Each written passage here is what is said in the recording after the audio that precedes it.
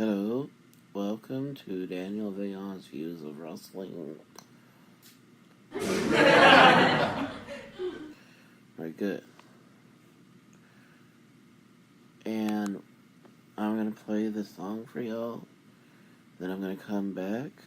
Okay, I'm going to play that song for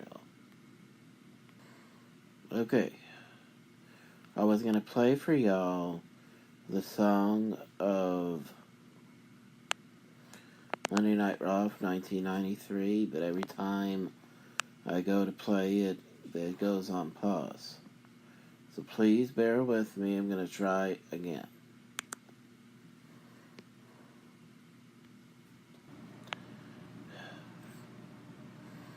Okay, obviously I'm going to have to talk about this and then play the song that I was thinking of.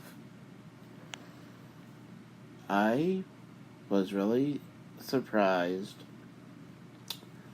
when my dad turned on the show, found out when I pressed play to the recording on the DVR from last night's show that caught it about a minute, maybe not a minute, but a few seconds after it started. They rang a bell 10 times like they do for people who have died. They did this for the former president, George H.W. Bush. And I was surprised at that because I didn't think that they did that for presidents, because they usually do that for former superstars and legends.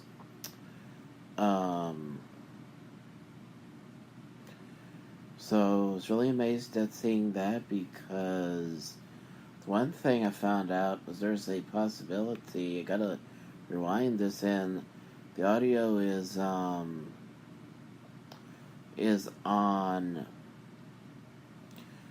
mute, so I can rewind this as I'm talking and press play.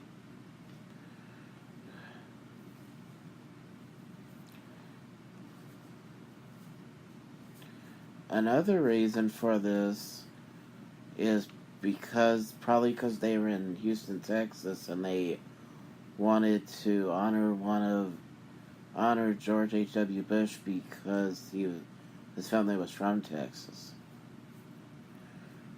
And they show a picture of George H.W. Bush and the 3 stars and his name in the box.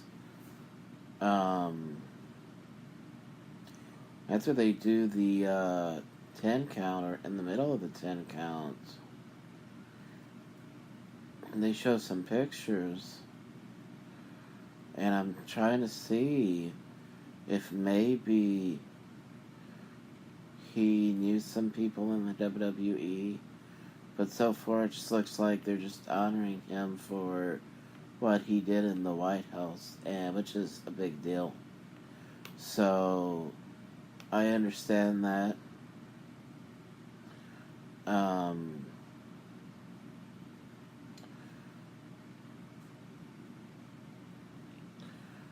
I hope that they do this in the future for any other person who has done anything worthy of honor, because it is a big deal to honor a president like that. I can't really say some of the things that I found out about him, but about his son, who, by the way, I always had tremendous respect for up until the last 2 years when I found out some things about him that were really shocking. But I'm not going to get into that. I'm just going to talk about the show. First, I was surprised that the first match they started the show off with was a women's tag team match between Raw Women's Champion Ronda Rousey and Natalya, and number 1 contender to the women's title, Nia Jax, and her new tag team partner, Tamina. I thought that having the Riot Squad powerbomb, one of them powerbomb Natalia through a table was... Actually, it's all three of them. Actually, two of them powerbombed her, the later super kicked her through the table. I thought that was, be honest with you, that was too brutal, because just to send a message, that's not something to use it with, because how you can see, even though a lot of it is acting, it probably did affect her ribs. But I would have to say at the same time that it was great, a great way to hold off for possible heel turn at the same time, because she's in the middle of a feud with Ruby Riott, Natalia, and I think they need to finish that feud before they try to turn Natalia into a heel.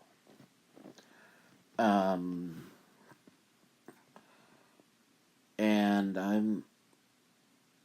I would have to say it's also a great way to start the show, to build suspense, just the fact that they needed to have that match finished, restarted and finished, it was a great way to add suspense to the show. Next segment that was really great was Alexa Bliss retrying, I think it's what we call a fan forum, where you have backstage female interviewer have the fans ask questions, and this time without women assaulting Bayley and Sasha Banks. I thought that was great, and thought it was great how Alexa Bliss claimed that she had fussed the three women who assaulted them, and then 2/3 came out and she stopped them from assaulting again. This time, turned it into a match.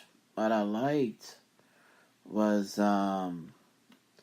when the first fan asked how they respond to one of the fans on social media thinking that Sasha Banks is going to turn on Bayley. I liked Sasha's sarcasm towards Corey Graves.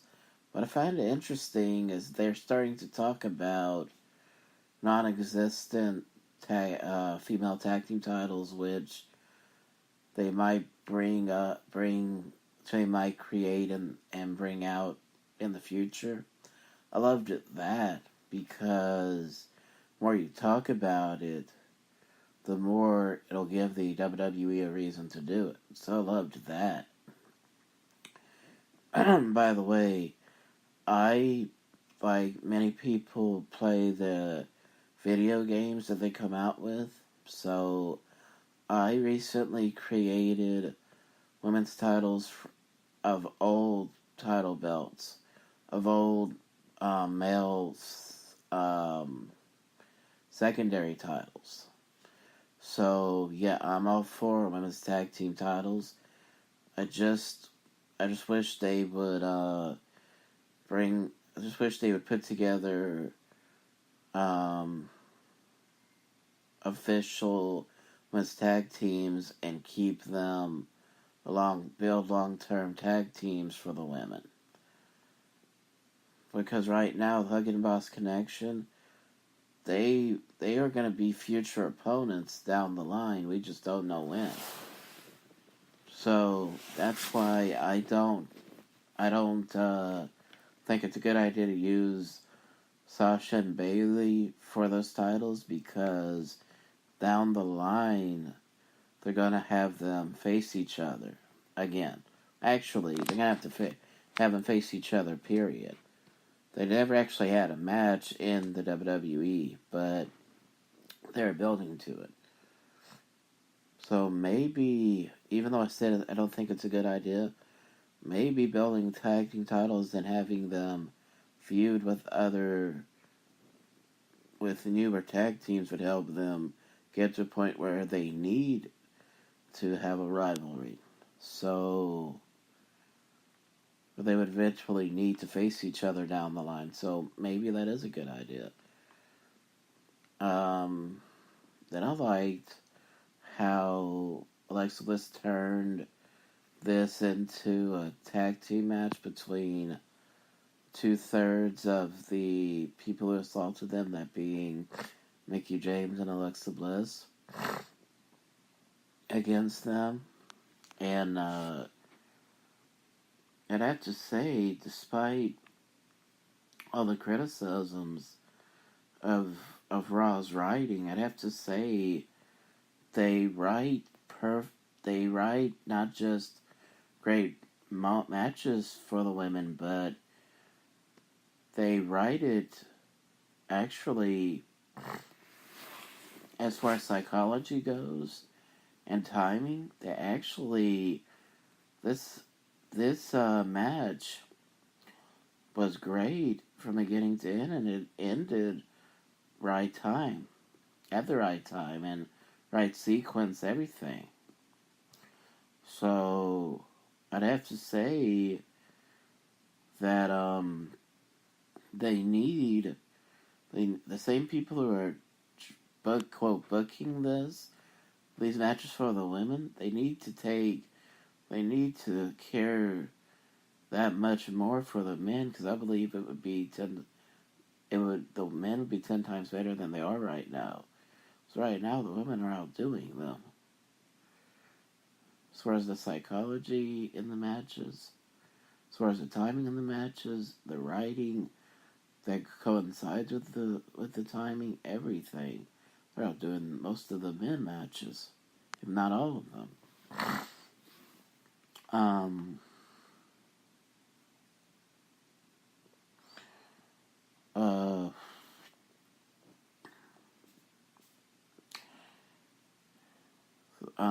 Bailey and Sasha Banks won with their, I believe it was their tag team combination of the Bailey to Belly and the Banks statement.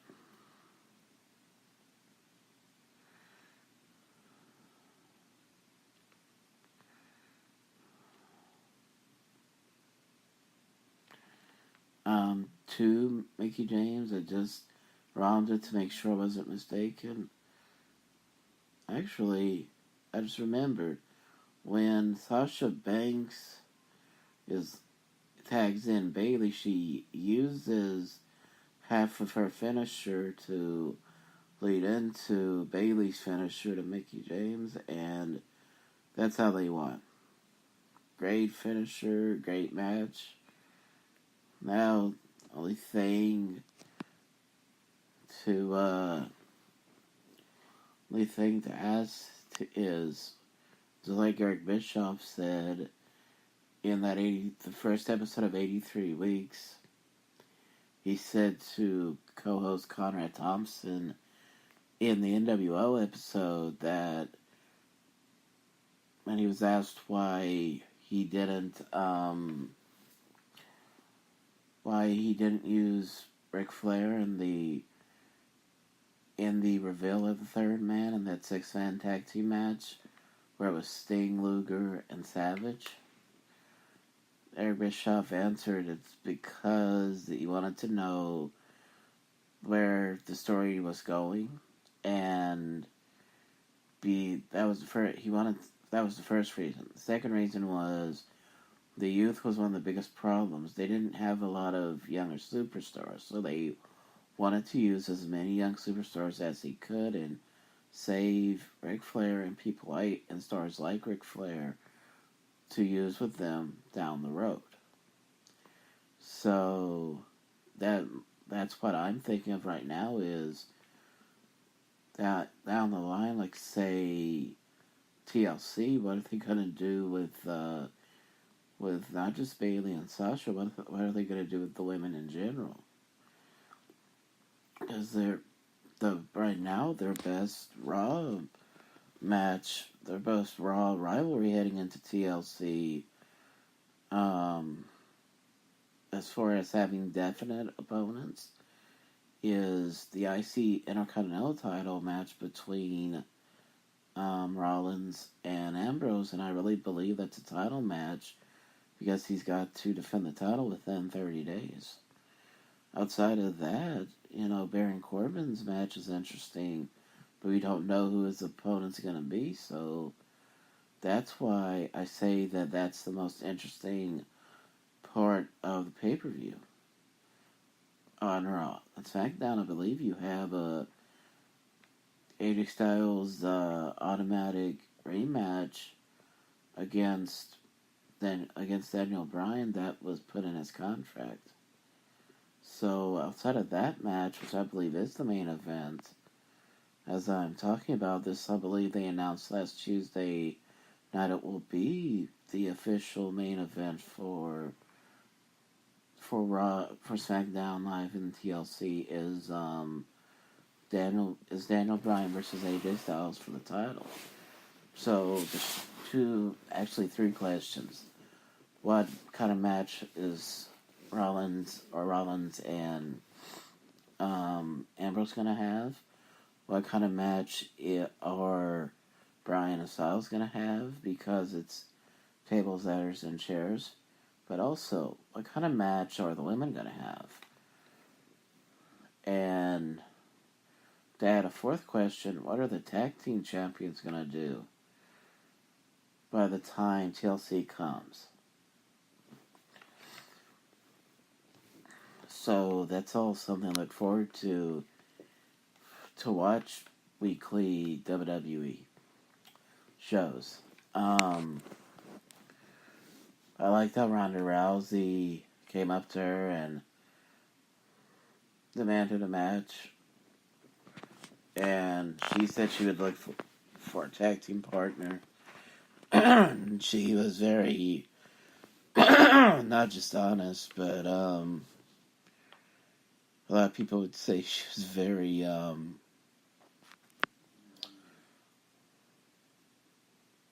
I'm not really sure what to describe it, but most people would think not to question Alexa Bliss, but she didn't care because she knows how Alexa Bliss is. So she said, knowing how she is, she would pick a partner herself.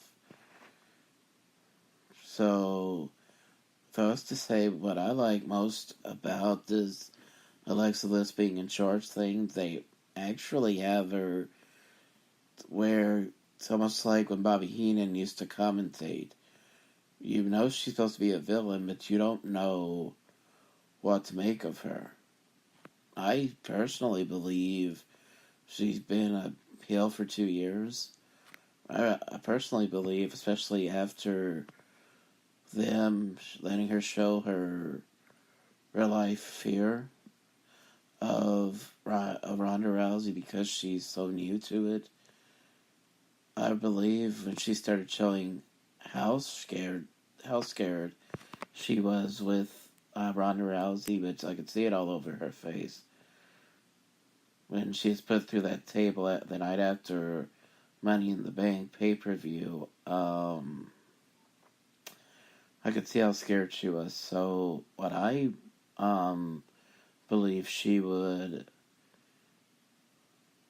what I believe is great about this is she's nicer to everybody, and it's almost like you don't know what to believe, and that is great writing.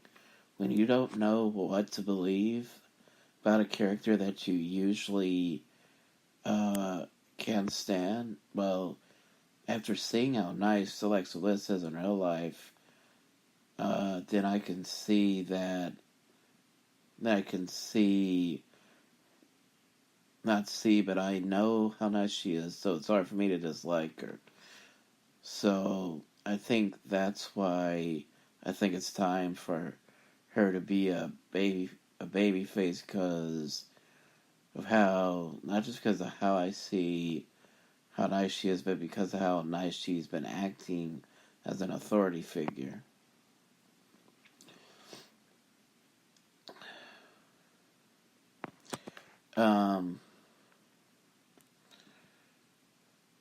I thought all the things they built up with Drew McIntyre saying he single-handedly destroyed the Shield, but she did not. If Roman Reigns hadn't have found out that his leukemia was bad, that the leukemia that was in remission had came back, the Shield would still be together.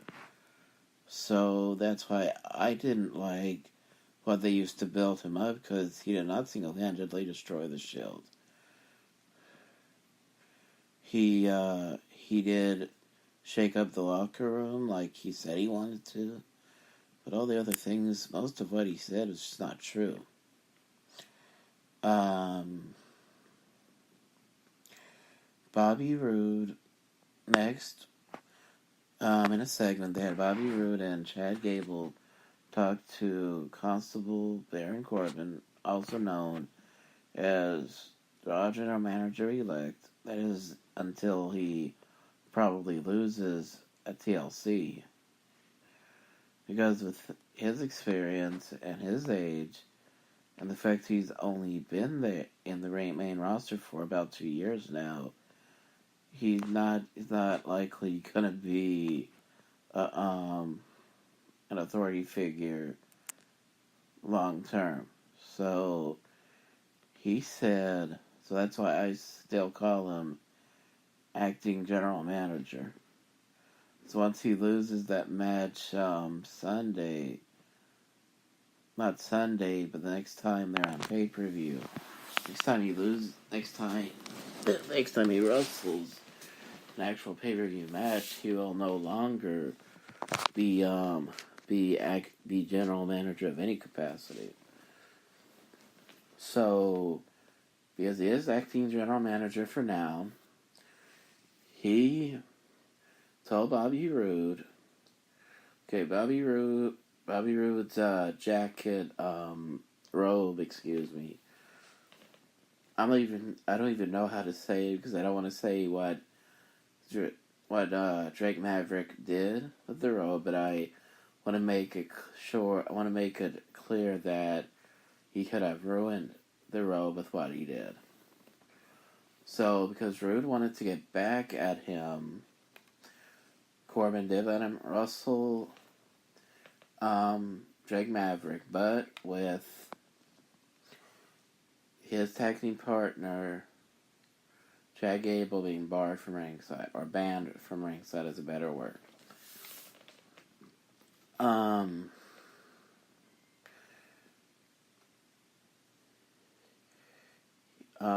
He said there's no catch, and he said there is one condition. I said to the T, because this is one scene we did watch together, was him saying that. And I said, what do you mean no catch? A condition is a catch. And he said, when he made that decision, I said to myself, he claimed that Drake Maverick's man couldn't be out there, but he's going, once again, to let his temporary power go to his head, and he's going to let his men come out anyway. I'm not going to say if he did or not. I'm going to save that for the moment it happens. The next match was Lucha House Party having another Lucha House Party rules match, and I couldn't help but say this to the TV. The first time they did this, Corey Graves said, I never heard of this. So I said, you never heard of Raven's Rules back in the WCW days? It's basically the same idea, that they have their own special rules for their match. Just like he calls it a glorified handicap tag team match. So this is one of the matches I did not see. So I'm going to try to see if I can watch this and talk about this but without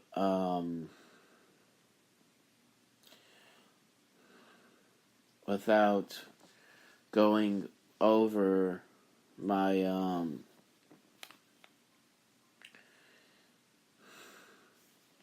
my limit on my I forgot what you call it. Okay, this was one of the times when I needed to have it on sound. So I'm gonna play this segment and match on audio, on sound. So now that I put it on sound, I can find out what they did. It looks to me like they added another rule or something, and they made it a 3-on-1 match. So that's why I want to play it. Play the audio, that is.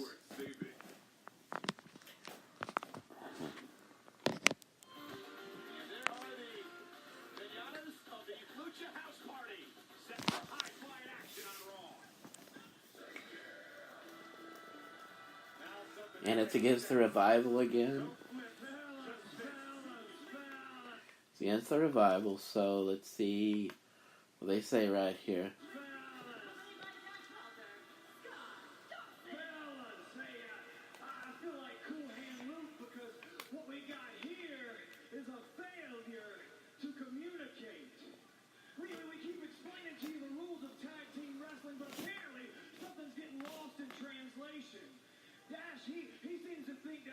Those fancy Halloween masks you got covering those ugly faces, that is impairing your hearing. But I, on the other hand, I think it's a lack of decency and common courtesy. The three of you don't respect anything.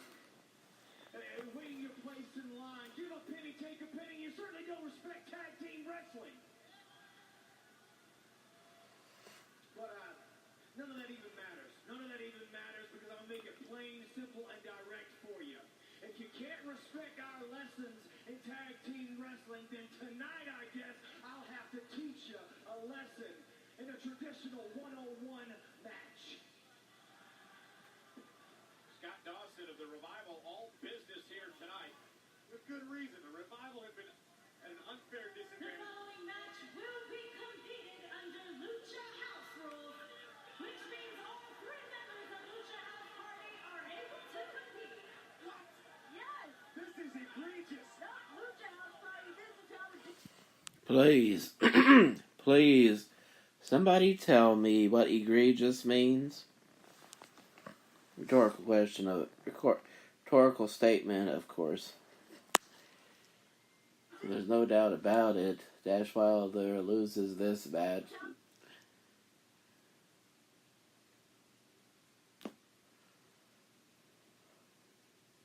Pretty exciting, though.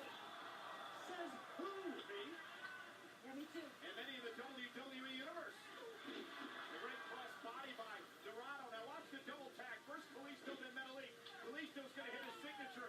Salida del Sol, and then he kick the ropes. Grand Metalik with a beautiful senton to put things away for the Lucha House Party. Absolute perfection with Grand Metalik. They're incredible athletes. That was incredible impact. But I'm still not okay with this rule. Go. What do you guys think it is? But I'm still not okay with this rule change.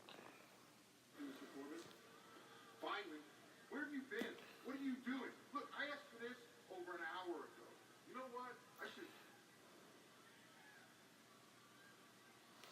This is perfect. He's gonna love it. Okay, Baron Corbin found something for his Drew McIntyre Appreciation Night, and well, I'm almost at 30 minutes here, and I have a 2-hour, and I have a 2-hour time limit. So I'm gonna have to go through this as much as I can. All I know is that Drew McIntyre finally turned on Dolph Ziggler, which I've been waiting for this ever since they were put together to begin with.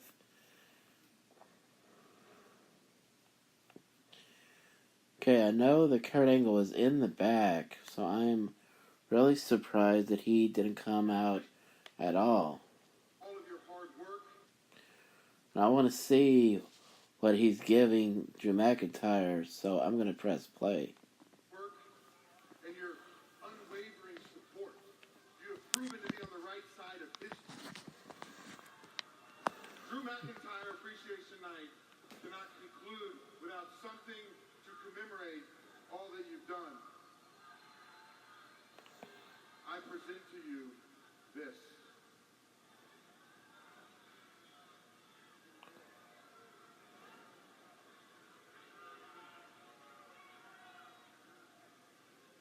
And look, Drew, now that you've rid us of Kurt Angle, Raw needs a new gold medalist.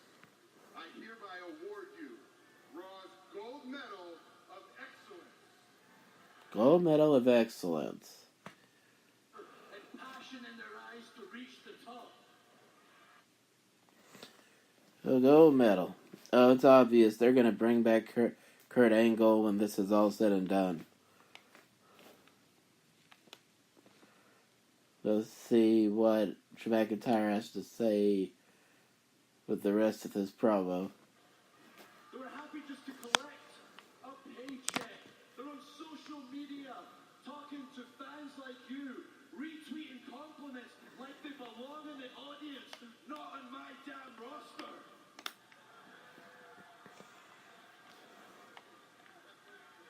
That's right. That's why I decided to reform Raw in my image. Apparently, open it up, I'm doing a very good job.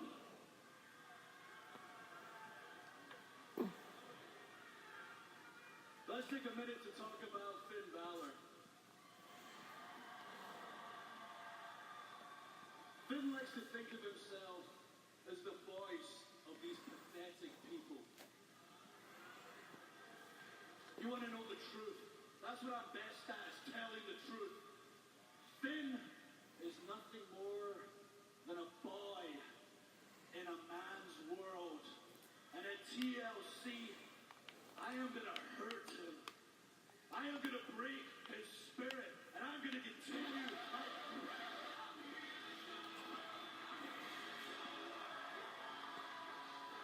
Things have got interesting out here on Drew McIntyre Appreciation Night. Sure, Dolph's just coming out here to tell Drew how much he appreciates him. These two are like living buddies. Drew McIntyre really changed Dolph Ziggler's attitude, the way he went about his business here in WWE over the months and months that McIntyre has been here.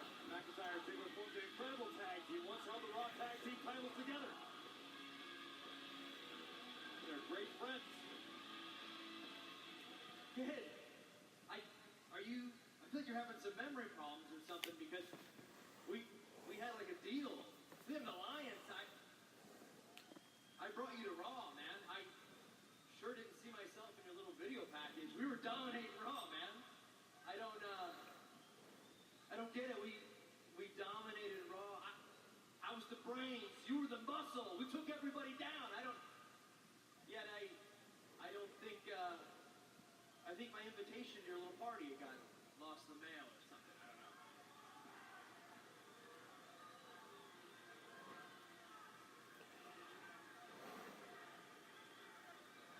Dolph, the truth is, you were never invited.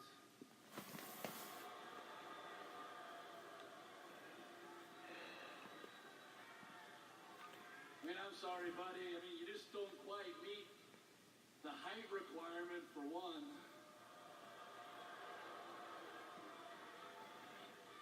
I was just starting to hurt your feelings. 1 second ago, you're saying you're the brains. I'm about to drop another truth bomb. I was always the brains, and the muscle, and the talent. Hell, I am the whole damn package. This business relationship, it was working for me. But it's not working for me anymore. You want to know your role? Your role was to get me in a prominent position. And look at me now. You did it. Excuse me. Pause because I coughed. Didn't want to talk while this was playing. You did it. You succeeded for once in your life. So Dolph, from myself and the... I have to respond to that with these words. 6-7-time Intercontinental Champion. He only held the title once. He never won the U.S. title. Still isn't a champion in WWE outside of losing tag team titles to The Shield. And with Dolph Ziggler, as a matter of fact. And he's telling Dolph Ziggler he did something important once.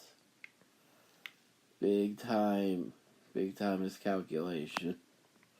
All I know about this is that he not only turned on Dolph Ziggler, I think Finn Balor helped him, but I'm not sure.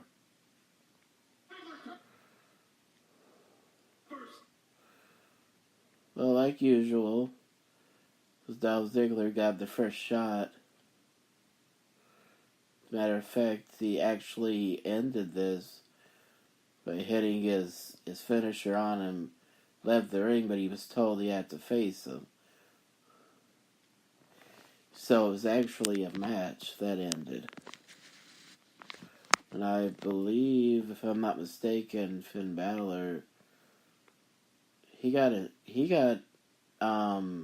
involved. I'm not sure but who he was helping.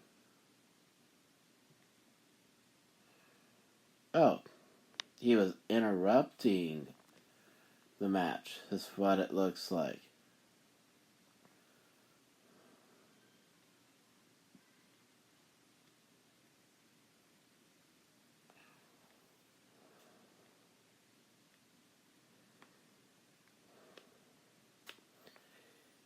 Okay, I gotta rewind that just to see what he did. Just to see what Finn did.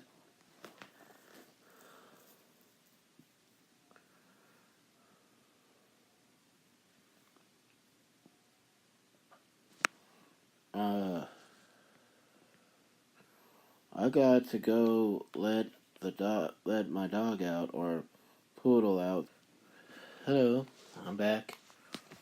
Let's see. Oh, knocked down the referee. So he dropped Finn Balor. First off, when Ziggler was too close to the referee when he was thrown in. When he rolled, knocked the referee down.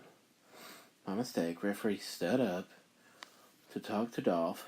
Finn Balor drop kicked Drew into the barricade and walked away.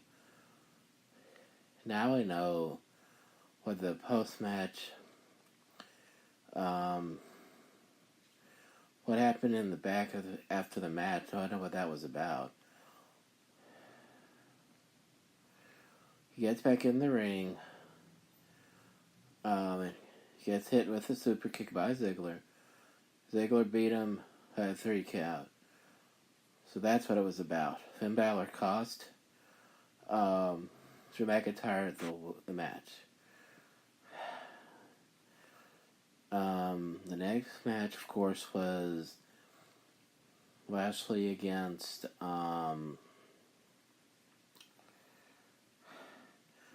Elias, or the Almighty Bobby Lashley. I don't like using that nickname, but that's what they called him. And it wasn't even a match, it was just pretty much a segment. Let me see. I think he might have used the guitar over Leo Rush's head.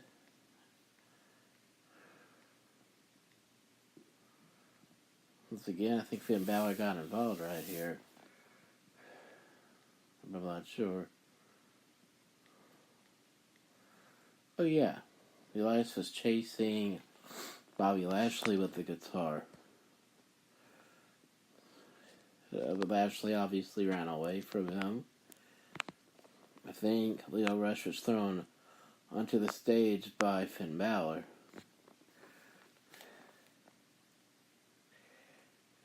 So obviously, yeah, that's exactly what happened. Gets hit in the back, literally in the back with the guitar, knocks him out. So I gotta press play to know what nonsense Jinder Mahal was using in the back. General Manager elect. Do not let this stress you out. Breathe, Sean. Sean. You have done such a great job with Raw. It's guys like Braun Strowman and Finn Balor that throw their weight around, doing what they want, saying what they want. At TLC Indie Main Event, you will put an end to Braun Strowman. I don't care what the rumors are saying about him showing up. As for tonight, let me take care of Finn Balor.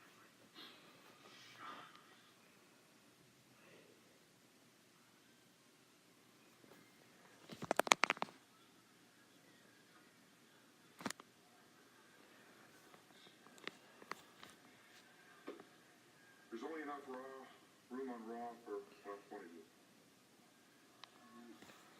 What? What do you mean just one of them? Look, I'll be fair. I've got a great idea. One of you quit, save the other guy's job. So who will it be? I can't quit. I mean, I got a family. I got kids. I mean, you know this. The world knows this. Yeah, but I've worked hard for everything in my career. I just can't quit. Okay, look, if you guys can't figure it out, my predecessor, Kurt Angle, well, he had a great saying. He said, here on Raw, we handle things in the ring. So tonight, you two have a match against each other. Winner stays on Raw, and the loser, well, he's fired. Okay. The next match is Rude versus Drake Maverick. Let's see. Oh, okay. Rude and Gable would receive a tag team title match. Another one, if he beats Drake Maverick. So that's the next match. I can tell you, from what I saw with Dad last night, that he won, and it actually, I can tell you, looking at this, was a 3-on-1 match. Turned into them and the tag team champions and embarrassing Gable and Rude. So once again, where's the story going? It's what I'm curious to see. Along with Balor and McIntyre, I'm curious to see how many matches this year actually are going to be gonna live up to the what we call the gimmick part of the pay-per-view. Wonder how many are going to be ladder matches, how many are going to be table matches, chairs matches, and how many are going to be just tables, ladders, and chairs matches. So that part's going to be really interesting to see for me.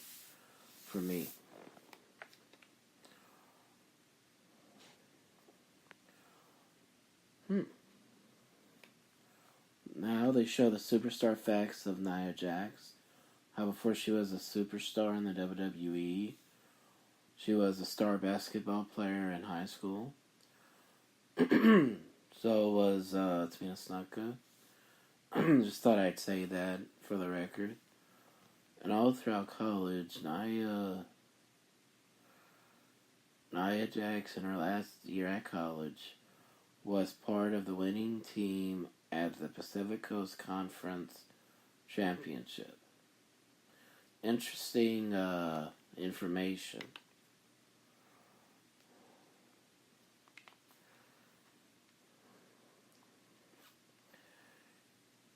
And then they announced John Cena winning the Muhammad Ali Legacy Award. And this was broken by Sports Illustrated. Excuse me. Next, they have Dean Ambrose coming out with a mask over his face, look like he and the security team,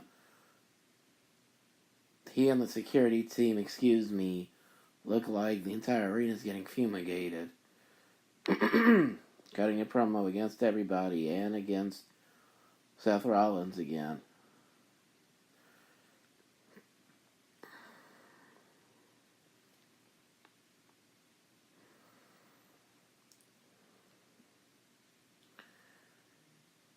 I think this is something I'm going to have to just read about.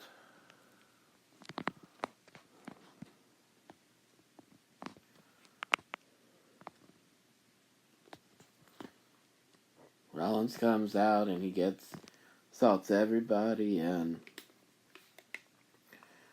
when he gets to Ambrose eventually blows up again, hits him with the dirty deeds, and he just leaves him there. They plug the rematch of Nia and Tamina against Ronda Rousey and a partner for choosing for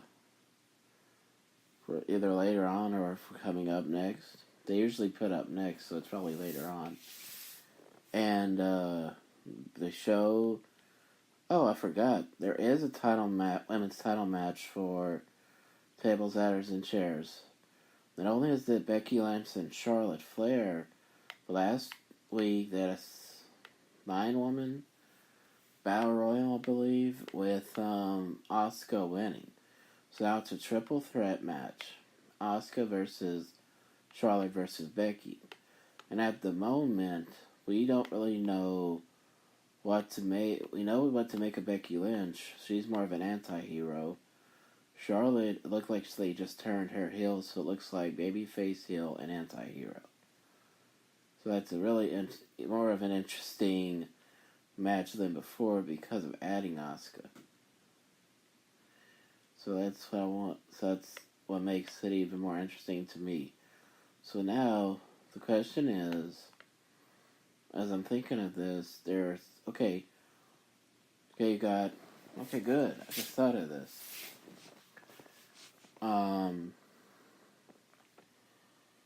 Actually, because the Universal title is on Brock Lesnar at the moment, there's one heavyweight title match and 2 women's title matches.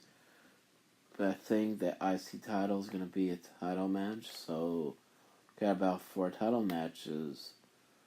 So it's looking up to be a great pay-per-view. And this next match was great, where Nia Jax not Nia Jax.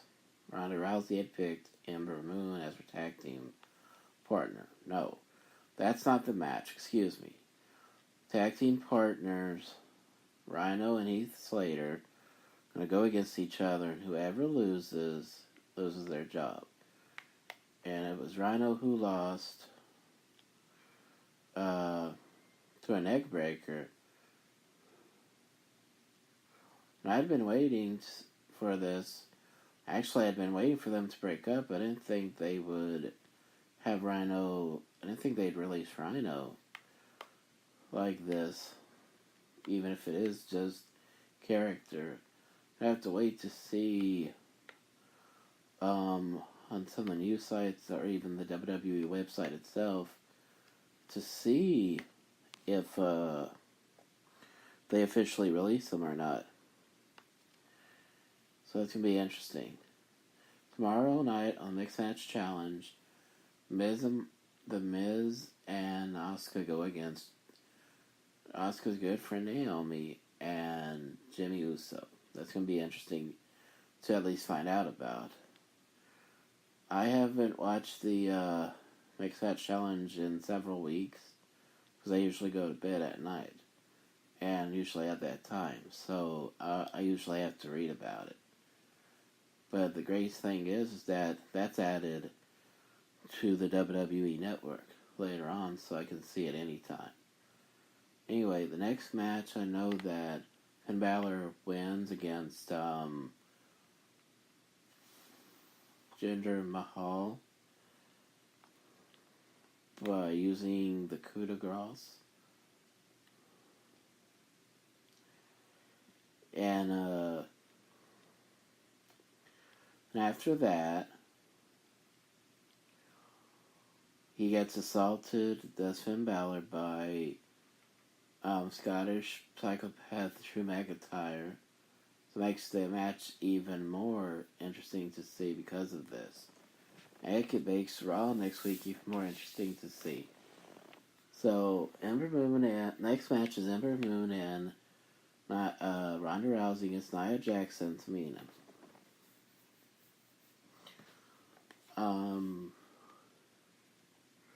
What I really like is every time Ronda goes for a shoulder block, she always literally rolls through to do another one. I think that, yeah, after Ember Moon hit her, I actually realized that's the last match. So she goes up top, Ember Moon does, top rope to do her twirling stunner to Tamina, and then Ronda Rousey uses the armbar to make Tamina submit. And before I finish this, I'm going to try to play that song.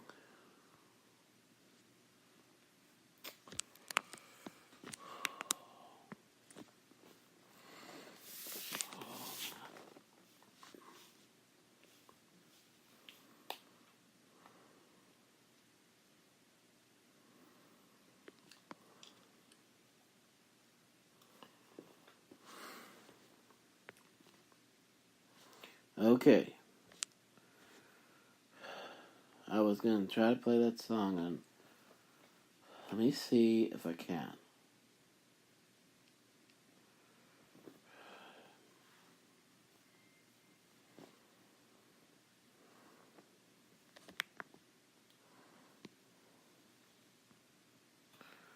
I don't know if it's playing or not, so let me go back to it. Alright, looks like I can't play the music, so goodbye, and thank you to people who designed the studio app for Spreaker. It's very, not just easy to use, it's very fun. Thank you, goodbye.